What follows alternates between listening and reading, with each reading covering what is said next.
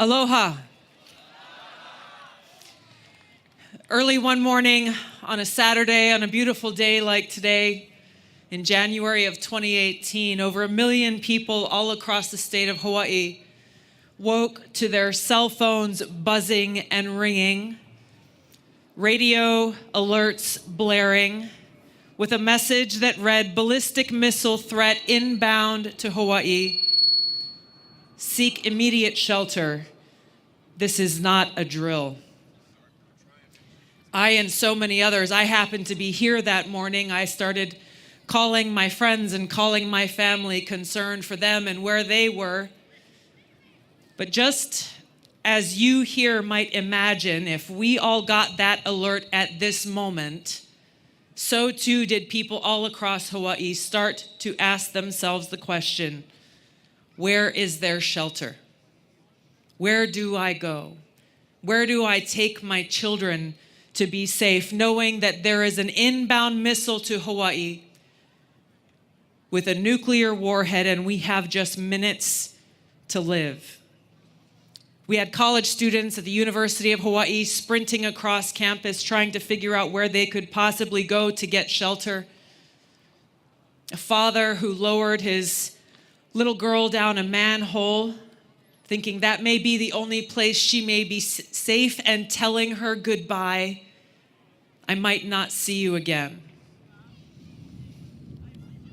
I heard after from a father who had one kid in town on the island of Oahu and another child on the other side of the island, and himself in the middle trying to decide which of his children he might spend the last of his minutes with.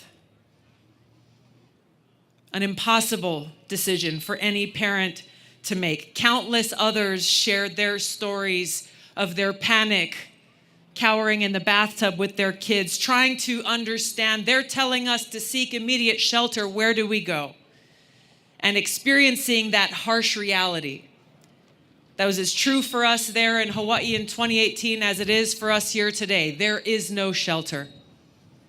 Our leaders failed us then, and they continue to fail us now.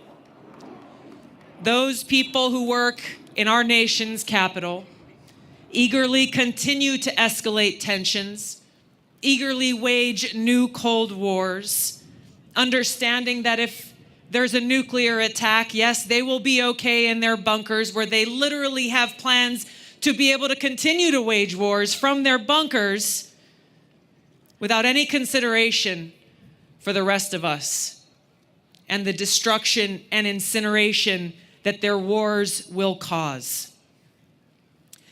This was ultimately the thing that caused me to run for president in 2020, because I saw where our leaders were taking us. I saw the dangers of where this new Cold War and nuclear arms race would eventually lead.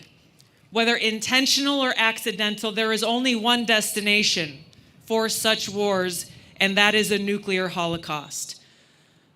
I made it clear then that this is a central issue of our time, the most important issue facing us in the 21st century, and that there was a clear choice in that election. We're either going to work towards peace, de-escalate tensions, move away from this new Cold War, or we will continue to race rapidly towards the nuclear brink, toward a new Cold War with Russia, a new Cold War with China, and therefore racing towards nuclear war.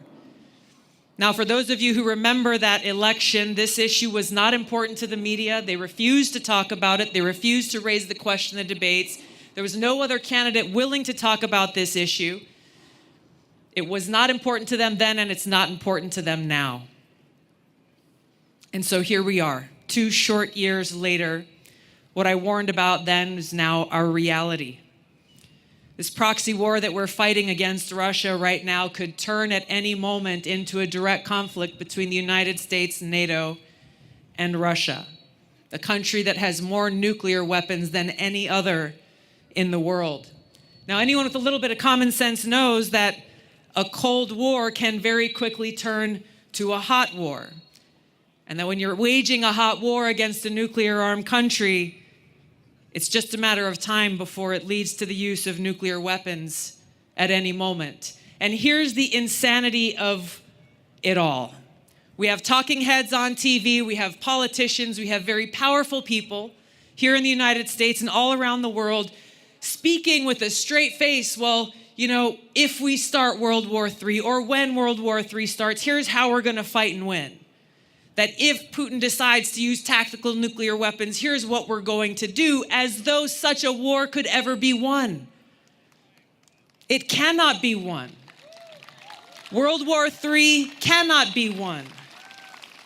They're living in this archaic mindset of World War I and World War II and not facing the realities that we have today.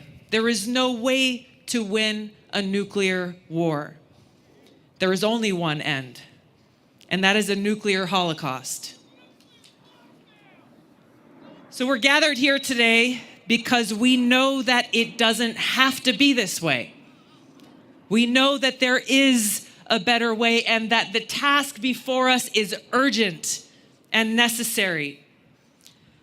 We have people gathered here from all over the country, people who are gathered here from all ends of the political spectrum.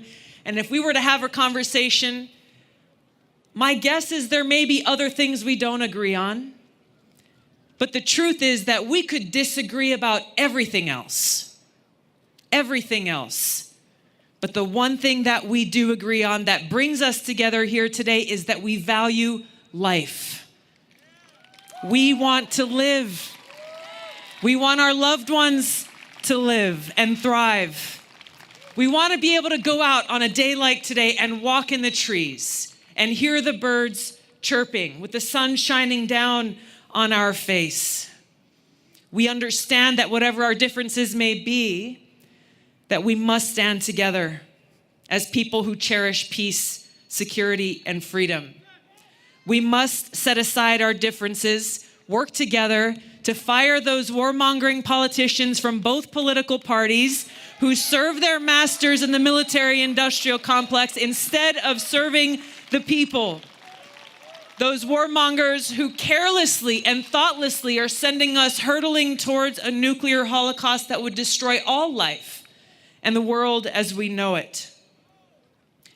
The only way we can stop them is when we stand together and lift our voices in unity, telling them no.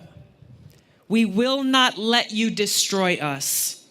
We will not let you destroy our loved ones, our communities, our country, here in the United States and around the world.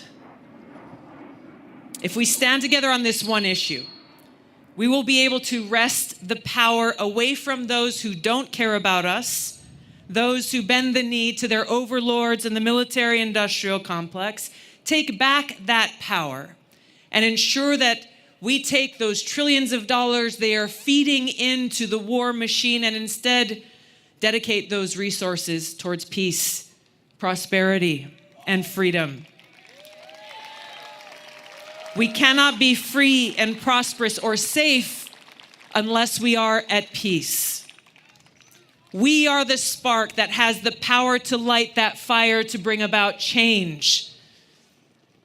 So let that spark of love that exists in every single one of our hearts, that aloha, be that inspiration and that fuel that provides us with the courage to fight against these powerful entities, knowing that our cause is just, it is right, and it is necessary. We must work together towards this future and fulfilling and accomplishing this mission of peace. Thank you very much. Aloha.